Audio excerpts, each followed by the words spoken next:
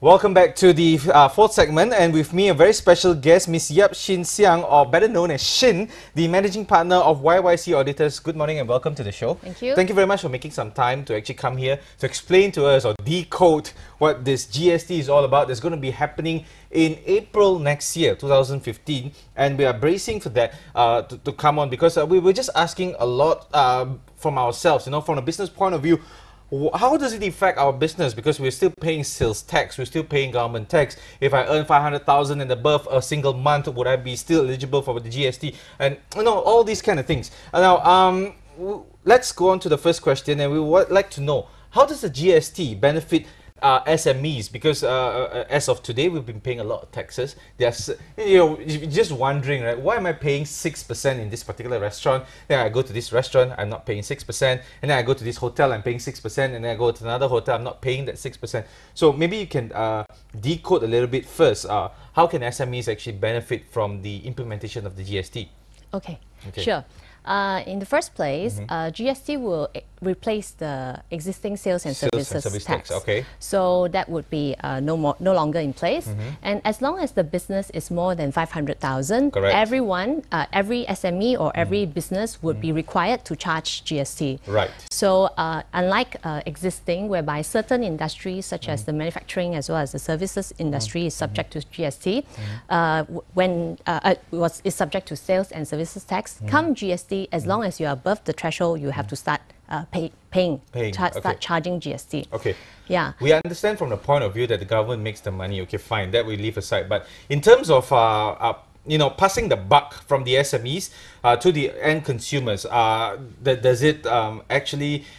Okay, you see, as a person, as a business, it's only liable and it's only right to be passing the buck down. Yeah. But already I'm paying for the GSTs that the distributors and the manufacturers that are supplying. Yeah. Now, the thing is, if you look at it in the end whole, the customers or consumers are actually paying for all three. Yeah, there is a public misconception about this, because GST, there is output tax as well as input tax. Correct. So therefore, when, let's say you are a distributor, you would, when you buy from your manufacturer, you'll be paying 6% GST. Correct. But you're able to contra that against the output tax you charge to your customers. Right. So therefore, it's the net that you need to pay to customs. And at every level, it's being passed on, but you can claim back the input tax. And finally, it's only the consumers who pay the GST. Right. So, but the public, there is a misconception that when manufacturer sells to distributor 6%, distributor to retailer 6%, and then all the way 18%. Correct. But that's not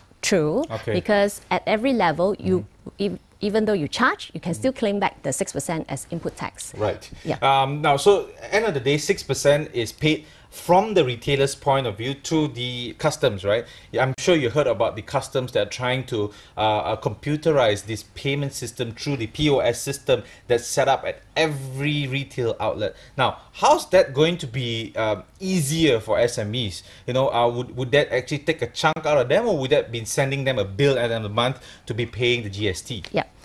If your business is more than 5 million a year in sales, then you have to be paying monthly. Correct. And that submission is done by the SME themselves or by the businesses themselves. It's not automatically deducted.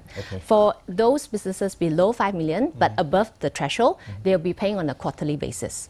So therefore, at the end of the next month of each quarter, only they compute how much is output they have collected, as well as how much is input they have suffered. They knock it off. The balance they pay to customs. Right. Yeah. And the challenges that SME will be facing implementing this, I'm sure they're going to look at things where businesses go slow down.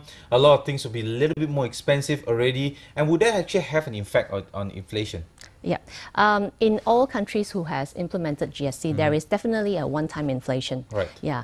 You cannot run away from that. Because in the Malaysia GST structure, there's three types of tax. First is the standard rated, whereby it's 6% flat.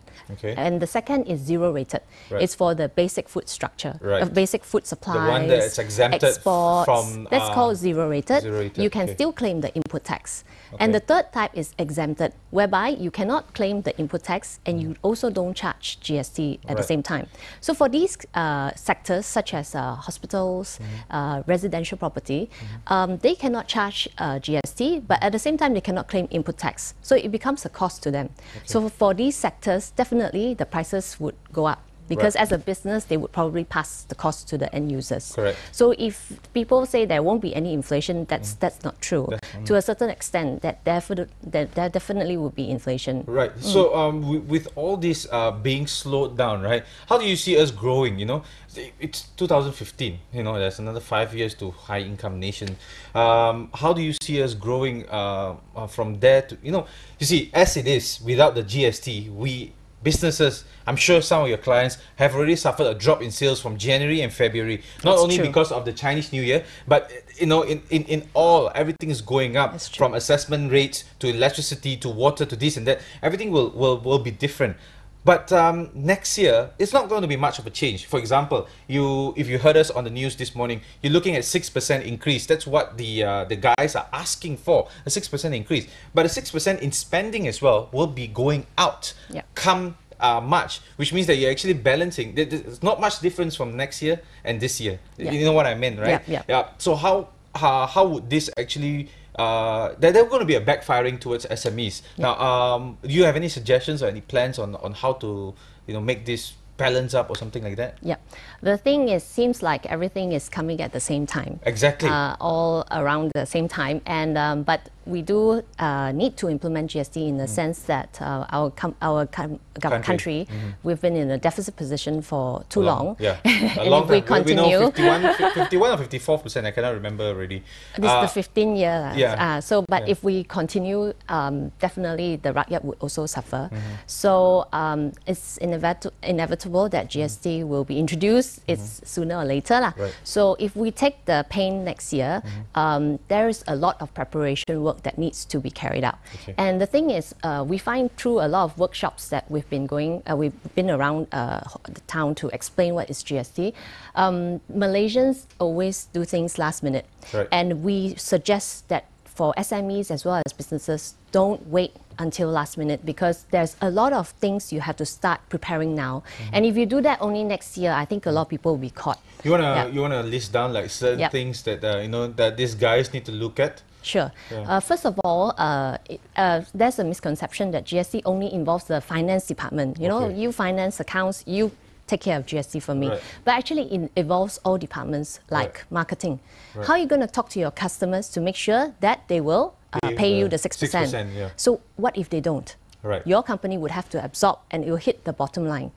And second, how about your suppliers? Is it better to buy from suppliers who are registered or suppliers who are not? And do you buy more, do you stock up before GST or do you stock up after?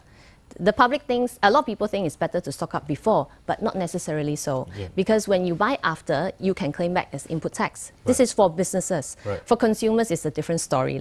For consumers, go buy before GST. Go buy and you know, you have this, you know, crazy politicians going out there and telling people, you gotta get married this year before April, because a lot of things are gonna go up after April. Come your hotel, come your restaurant, your everything is going to go up after April. Now, what would that affect in terms of? Okay, let's not look at small companies. Let's look at TMB. TMB, we all know they've already increased their prices by what, 20, 25, 26% maybe.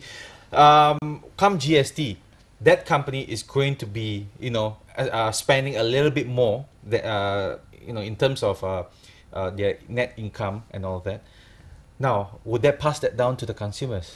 Okay, that's a good question, because in fact, certain industries, they do have some savings. Because those who are paying sales tax at the moment, they are paying 10% sales tax, for example.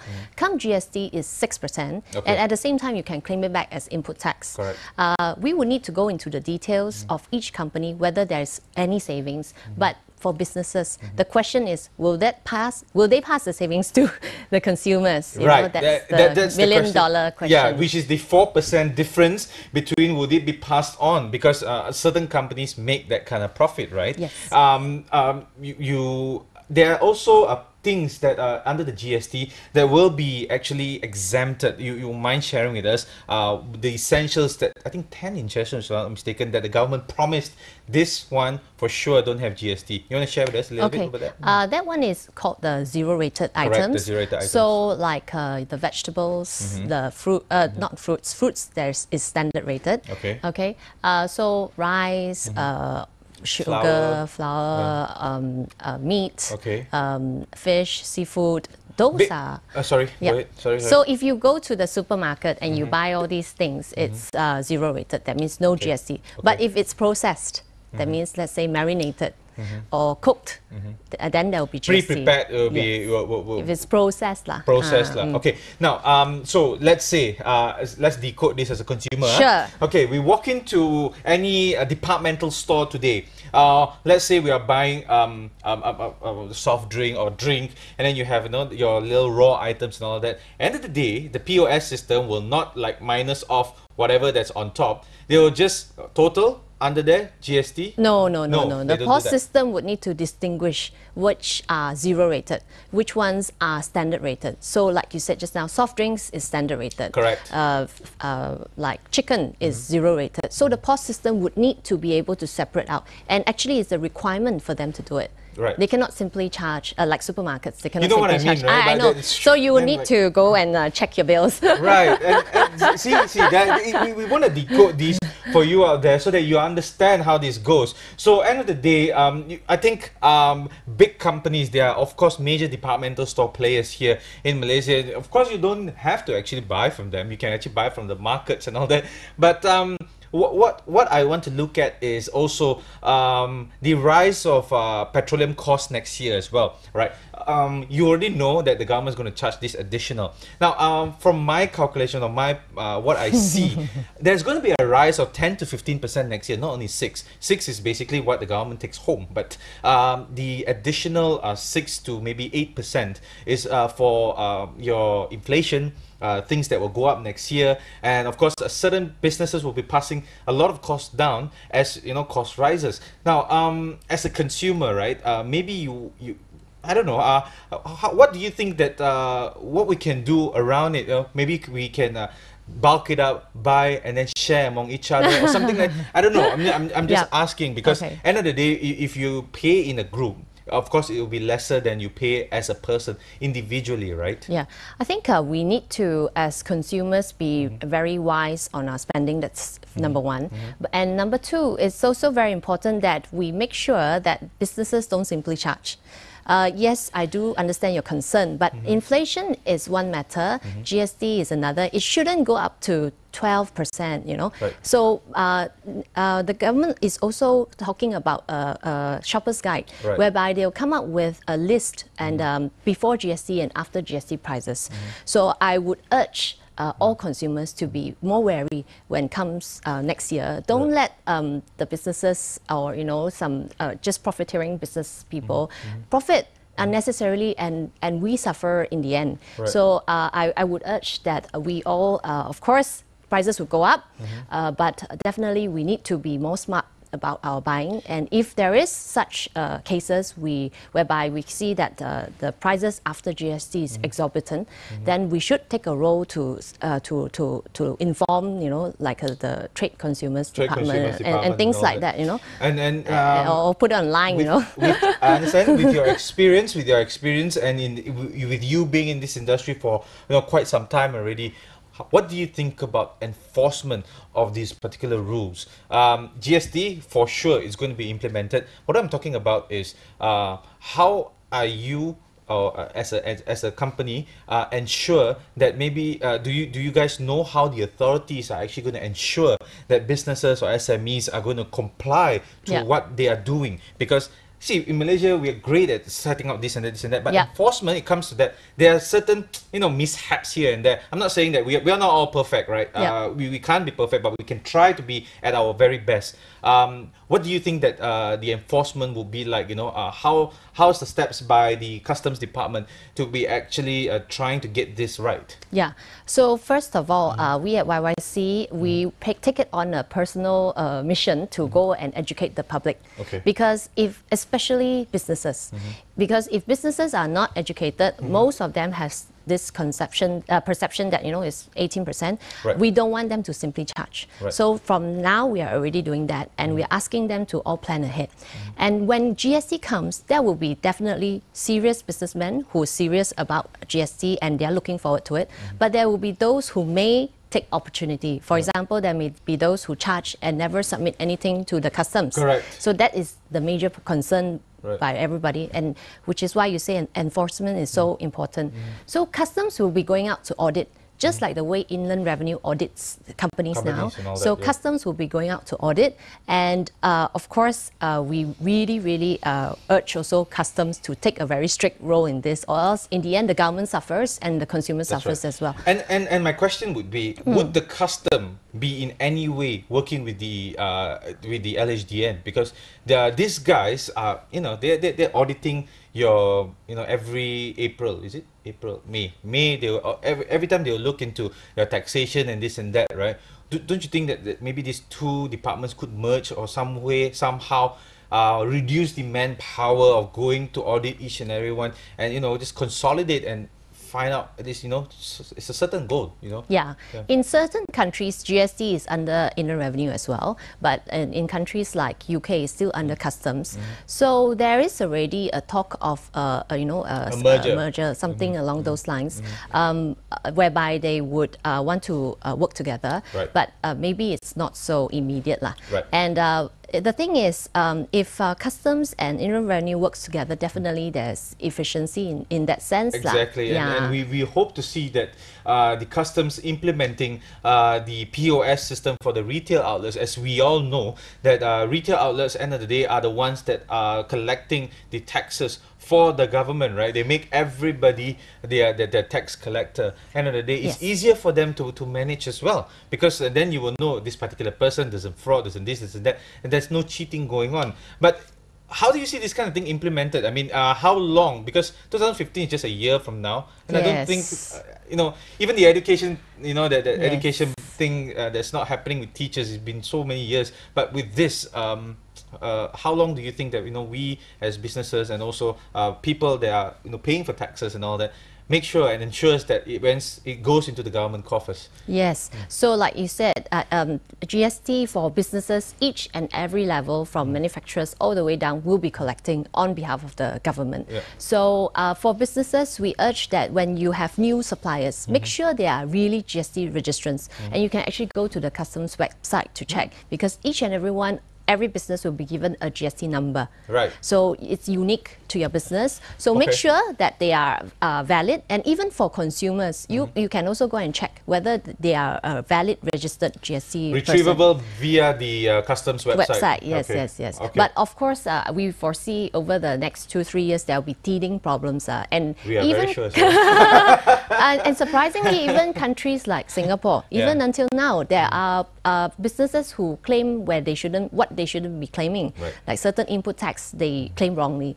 So definitely, I think we will be taking some time to if you want to find out a little bit more, of course, you can go onto the customs webpage where you can read up. I think they have a very specific micro website full with information for you to read, with animations, with pictures, and with all those kind of, you know, easy to understand materials for you to get to know a little bit more about our GST that's going to be happening by the 15th of April. Sorry, by April 2015. Also, thank you very much for coming in, Miss Yap, to talk. Sorry, Shin. It's fine. To come in and talk to us about GST and getting to know. Maybe what we can do is that we can actually break it down into little modules and segments, and we will retry this again before it's implemented come December or January, before it's implemented again. Yes. We would like to invite you again maybe in the future, right? So just to decode it. Thank you very much for watching Friday's edition of Bernama TV, Bernama Today. We got a Malay news up next right here on Bernama TV.